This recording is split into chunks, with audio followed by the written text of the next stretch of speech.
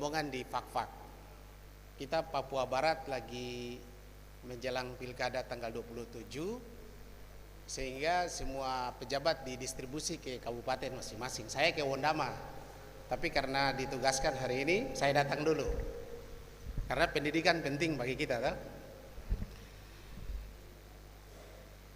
Baik, yang saya hormati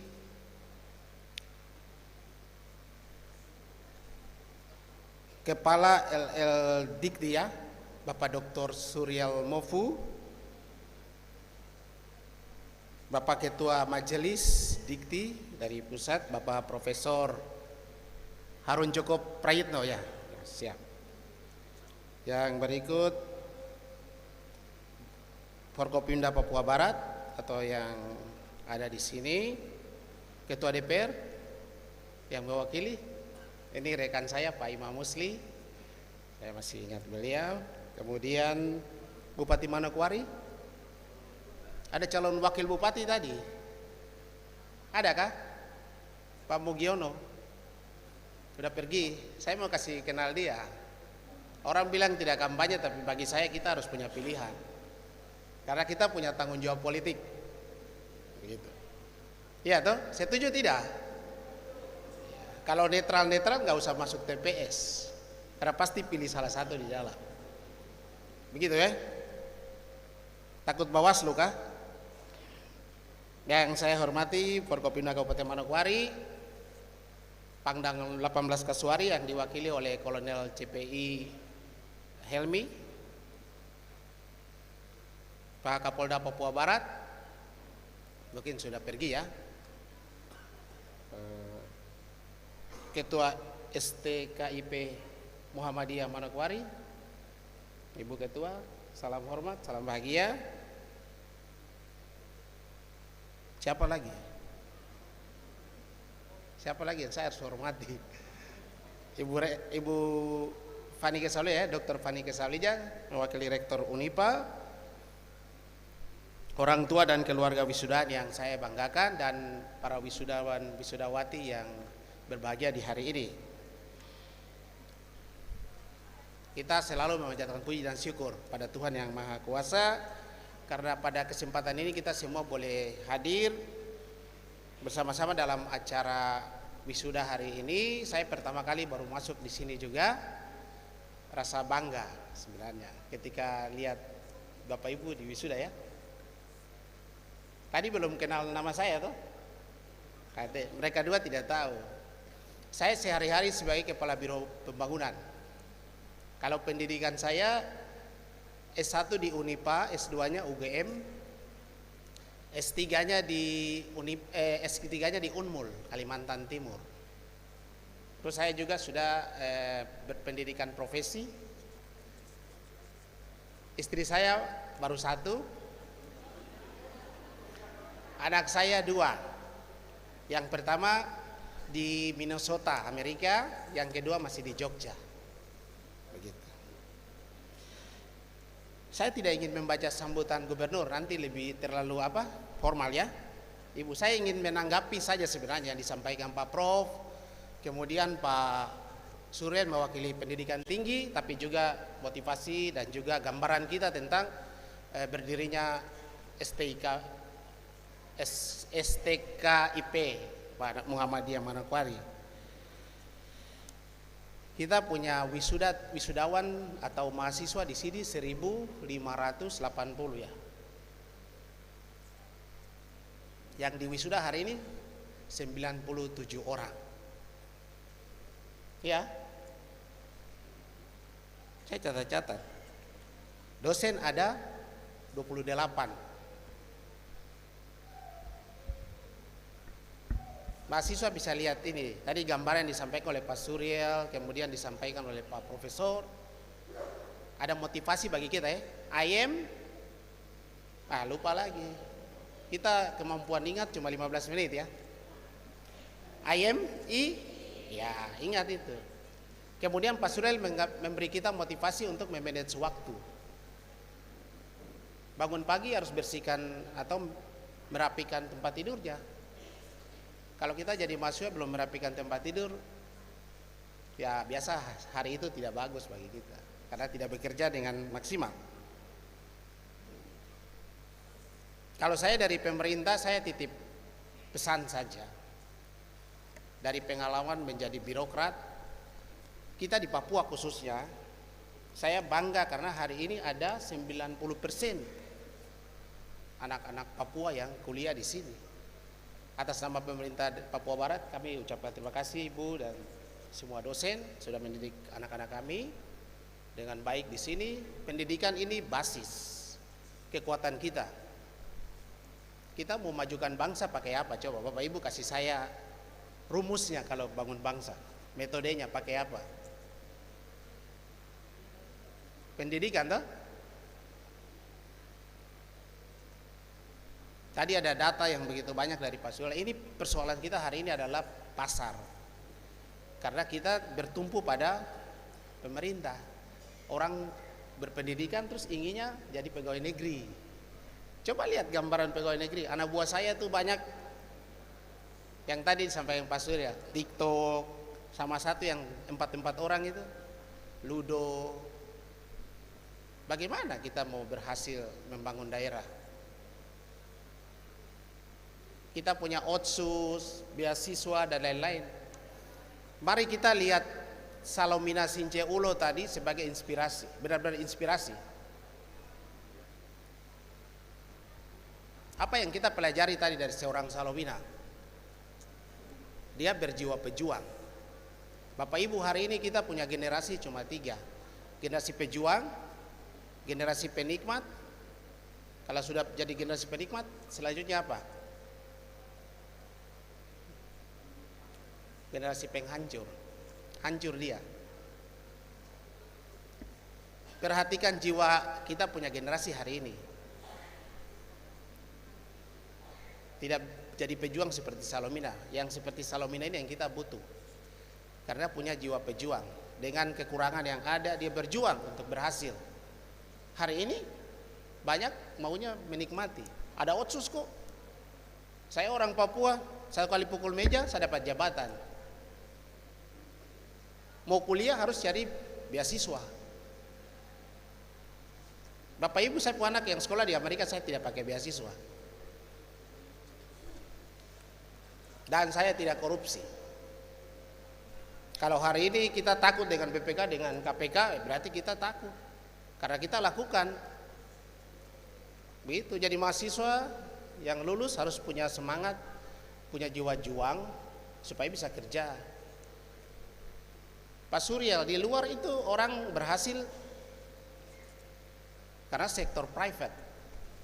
Negaranya bisa maju. Hari ini kita kuliah capek-capek biasa untuk jadi pegawai negeri. Bayangkan S1, S2 yang pintar-pintar masuk jadi staff. Disuruh kerja di keuangan, suruh urus surat-surat. Gitu. Sebenarnya banyak yang harusnya bisa kita kembangkan, tidak harus dari pemerintah. Kami di Papua Barat mendukung menjadi sebuah universitas, kita dukung. Saya minta proposalnya, saya segera diberikan kepada saya, begitu ya.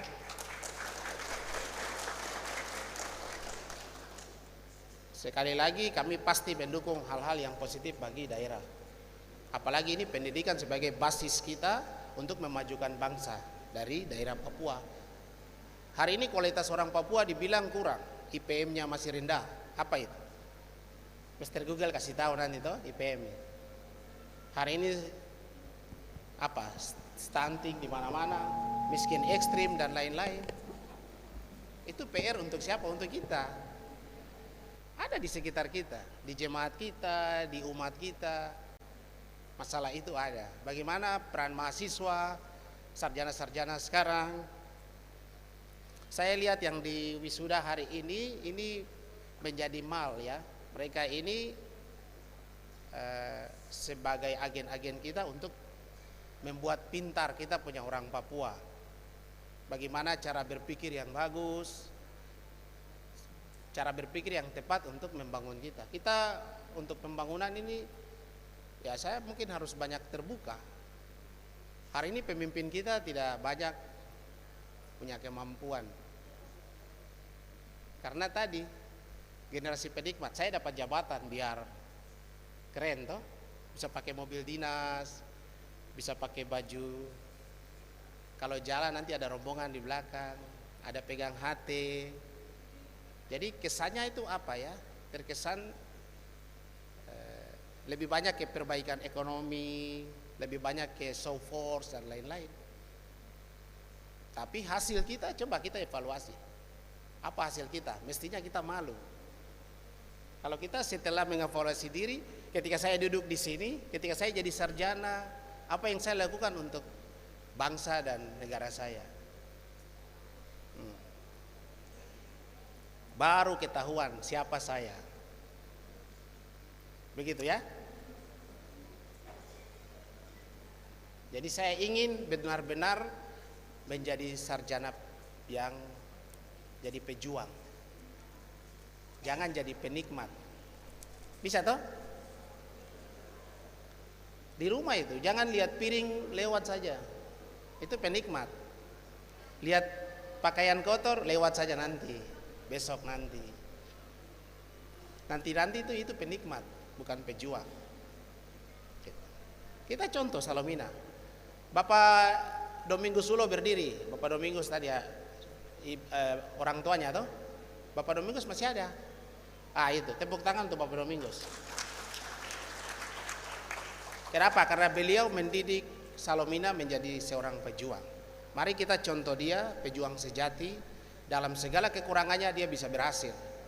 Terima kasih juga untuk Profesor karena juga tadi bisa ingin untuk memberikan beasiswa Salomina untuk lanjut S2 ya. Salomina pakai baik-baik supaya bangun Tony Manokwari baik-baik ya. Saya kira saya tidak bikin pesan banyak, nanti terlalu banyak tidak bisa dilaksanakan juga toh. Jadi 97 yang ada ini tolong berpikir kira-kira apa yang bisa kita buat untuk memajukan kita punya Papua. Kita akan masuk krisis pangan mulai tahun depan. Krisis kekeringan. Ada yang tahu toh? Kita akan masuk masa kekeringan di 2025 ke atas. Pak Presiden sudah mencanangkan untuk kita apa? Swasembada apa? Pangan kah apa? Pangan dan energi. Ada dua itu. Tadi betul itu yang disampaikan oleh Pak Dr. Suryal untuk kita. Bagaimana mahasiswa pergi ke daerah-daerah sudah membangun. Ini orang dari daerah mau ke kota, kita harus ke sana. Hanya jiwa pejuang yang bisa. Kalau yang penikmat dia tidak mau ke kampung. Saya ke kampung-kampung itu, ibu maaf, tidak ada guru di kampung. Ada berapa tadi guru Pak Suryal di tanah Papua?